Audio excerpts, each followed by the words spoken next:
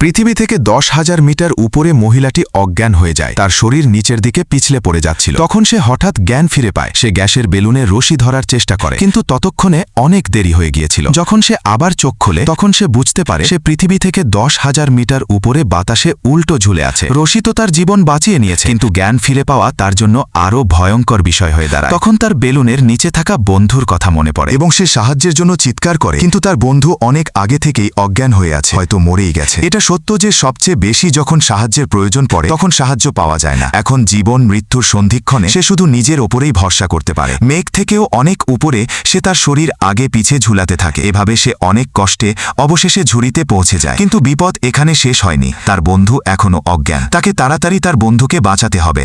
ততক্ষণে বেলুনটি আকাশের প্রায় 13,000 ফিট উচ্চতায় পৌঁছে গেছে। এদিকে বেলুনের উপরের ভাগ বরফের মোটা স্তরে ঢেকে গেছে এবং এর এক্সস্ট ফল বরফে খুব খারাপভাবে জমে গেছে। আর বেলুনটি ধীরে ধীরে শুধু উপরের দিকেই যাচ্ছে। যদি সে এক্সস্ট ফল না খুলতে পারে তাহলে তারা কেউ বেঁচে ফিরতে পারবে না। তার জন্য সে নিজেই উপরে ওঠার সিদ্ধান্ত নেয় এবং এটা খুবই বিপজ্জনক ছিল, কারণ তার কাছে কোনো সেফটি গিয়ার ছিল না। এই ছোট্ট ভুলের কারণে তার শরীর ছিন্ন ভিন্ন হয়ে যেতে পারত। অনেকক্ষণ পর যখন মনে হয় যে এটা কখনো শেষই হবে না, তখন সে মাত্র এটার কিনারে এসে পড়েছে। যখন সে উপরে তাকায় তখন সে বুঝতে পারে ডব এখনো অনেক দূরে।